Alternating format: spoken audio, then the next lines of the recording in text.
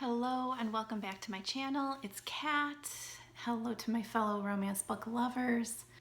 We are going to talk about As Fate Would Have It by Dee Lagasse. I read another book by her, which was called Without Warning, and it's a Capparelli and Co series. So that was the first one, and I really liked that book. She really does a good job of creating this world, it all takes place in the same town, and it centers around the Capparelli family and their restaurant, and she really does a good job of painting this amazing picture of this town and restaurant and these friends and these families, and I really connected to that in Without Warning. Really liked it. And that's a friends to lovers romance. And I'm forgetting the main characters' names right now, but I really liked that. You know, they had been friends forever, and then all of a sudden it was kind of like, bam, like now's the time. We need to make the change if we ever are going to. And I really liked that book. And so As Fate Would Have It takes place in the same universe, whatever, same town. It's the second book in the Capparelli and Co series, and it is about Cole and Paxton. And Paxton, they call Pax a lot, and Cole, what is her full name? It's escaping me right now. But she goes by Cole. And I really liked Paxton. Pax. I liked him immediately. And Cole herself was pretty badass chick. And it was something that I noticed in Without Warning as well, is that these women are all, kind of strong in and of themselves and go-getters and, solid, and that they have these great friendships and relationships with each other and with family and friends, and they take that all very seriously. And they support one another. And that carries over very well into As Fate Would Have It. And it did, I will be honest, get a little confusing for me because I read that a few months ago, remembering who was whose sister and whose brother, and because they're all related, and then there's this family friends, and it's such a great dynamic, but I got a little lost remembering who Cole was in all that, because she's the one that's involved in that, and Pax is kind of the newcomer. But it all works, and it's all really great. And I liked Pax immediately. Something I really liked about this book is that they kind of just decided that they like each other, and they went out. And it's, it's so funny. There wasn't this whole hemming and hawing, and it just, they met, and they meet at a Halloween party, and she's not really, like, she thinks he's super cute, but she's, not really in a place to go after him, even though she thinks he's really cute. And so she's like, let's just leave it up to fate, or maybe, geez, did Pax say that? Maybe he said that. Anyway, that's what they say. One of them says it. And then the book picks up a little while later, and Pax has come back to town, and runs into her, and he was in costume, so she didn't see his face. I don't think she saw like his hair and stuff, but he saw her. She was like in she describes it, I think it was a Wonder Woman costume. So that tells you about, what she kind of portrays herself to be. And I think he was in Batman, and I don't think she saw his face, but like she still thought he was cute or whatever. And so then they meet again, and she doesn't know it's him, but he knows it's her. And, besides that, they just hit the ground running. They just decided they liked each other, and they were going to go out. Funny about that. I mean, I love romance novels, right? But this was different because they decided they like each other, and they're going to go out. Nothing was standing in their way. There was, they just liked each other, and they went. And something I also really liked about Pax was that he really liked her. And he wanted to like make a good impression and take her out on a proper date, and he wanted to find out what she wanted to do and kind of surprise her, by, going to like, somebody else and finding out what like her favorite thing might be. And I loved that. He was very refreshing. And, romance is romance, and all these different books that I read have a different take on romance, and I love that. And this was very refreshing because he was like, I like her, I'm gonna ask her out, we're gonna go out, and they did. It was really cute. In the beginning, he said that like he could imagine them like when they got engaged and when they got married, and it was like he stopped himself and he was like, whoa, okay, wait a second, like I barely know this girl. But I thought it was so cute that he was the one thinking that. Not, I mean, I know us girls are like that and we romanticize everything, but like to hear him say it, I thought it was adorable. So you know me, I love to find where the title fits into the book. And it was pretty quick in this one, like I just talked about. And then there's these little things that happen along the way that kind of cement that. And they are leaving someplace, and they've met and they like each other and everything. And I think actually she works at Capparelli and Co. She has her own business during the day, and then she works as karaoke or DJ. I can't remember, one or the other. Karaoke, I think.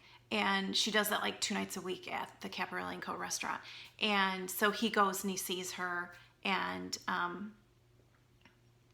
they are leaving, and she's in her car and he's in his car, and he's driving behind her, and they keep taking the same turns, and as they're heading home, and she's like, what the hell, like why is he still behind me? And then they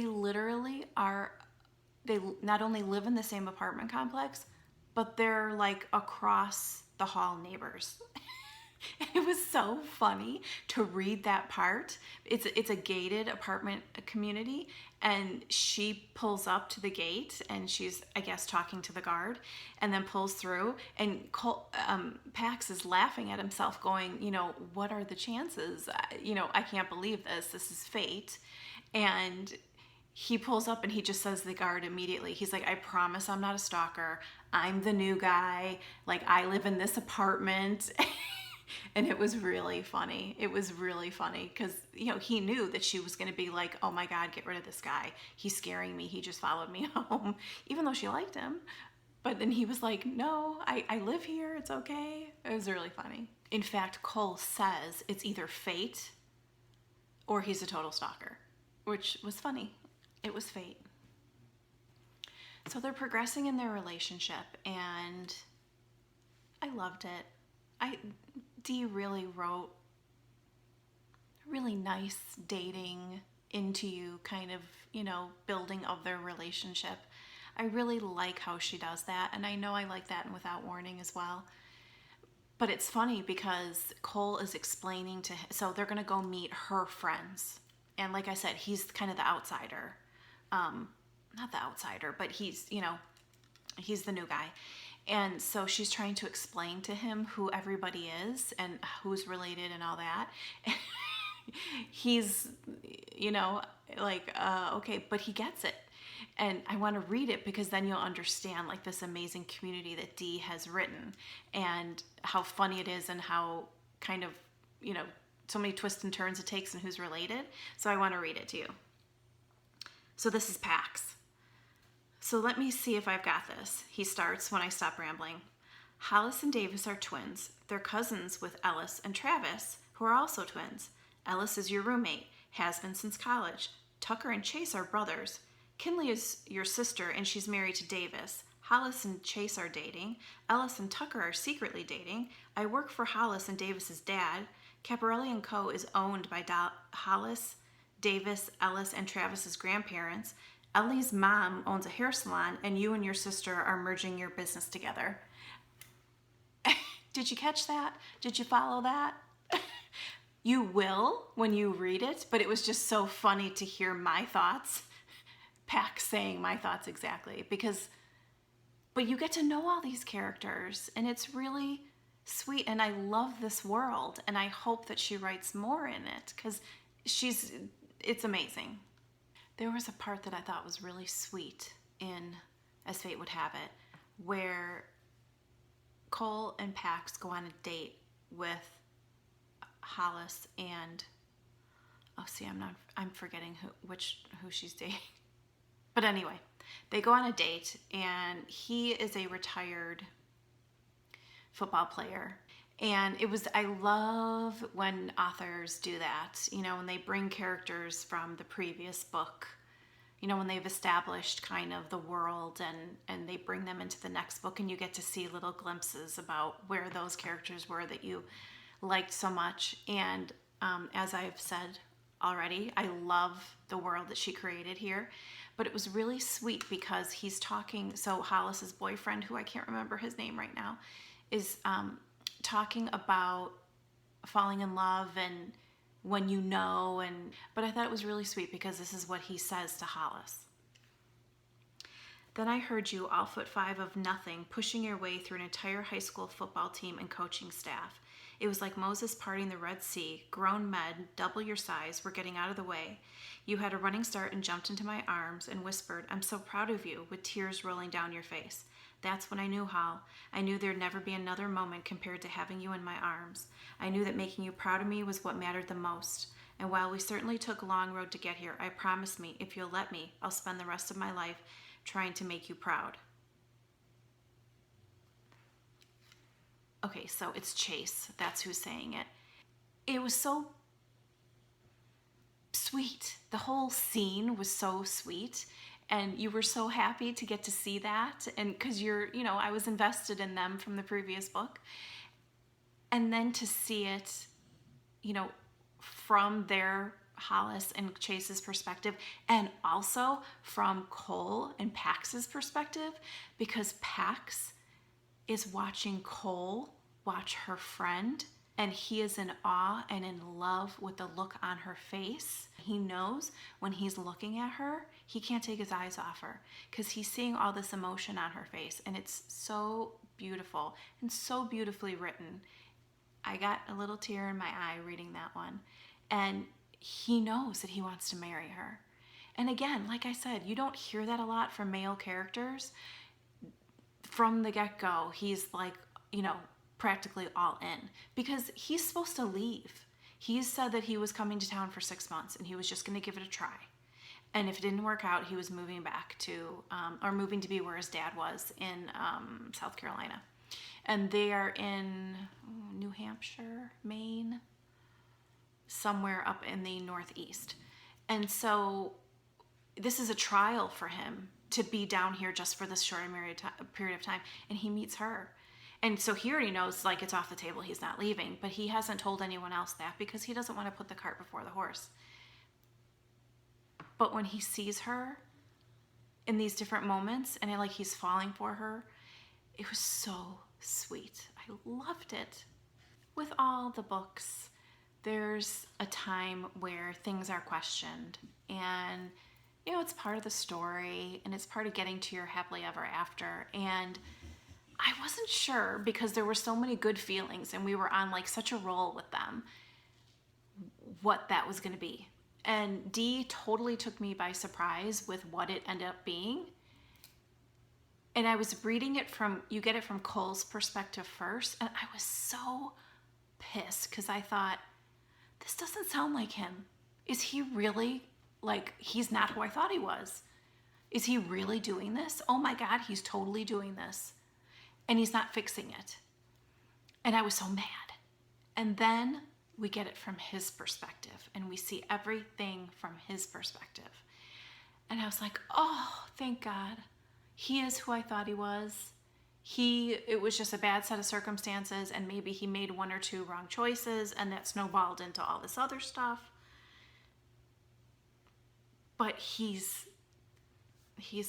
I crushed on him really hard. In fact, I messaged her and I told her, I was like, okay, I'm crushing on Pax big time. And I liked Cole too, but there was something about Pax in this book that he was so dreamy. And that sounds like such a, goofy thing to say, but like, I just loved him. And so when this happened and things get all stirred up and I'm like, oh, wow, she really had me believing he was a good guy. But he was. It was all okay. We heard about it. He straightened it all out. We got the full story. Everything was okay. And the book does, it did not disappoint in the happily ever after part that I love so much. So definitely read this one. Definitely go back to reading the first one. I mean, these are standalones. You could read them as standalone, but I feel like when authors release, series, even though they're it's different characters in each book, read the full series. Then you get the full scope of the whole story that the author wanted to tell you. So go back and read without warning. It's really good. And then then read this one, As Fate Would Have It. Equally so good. Such a good story. Thank you so much for stopping by today. I really appreciate it. Make sure that you let me know if you have read As Fate Would Have It in the comments below. Thanks so much. See you soon.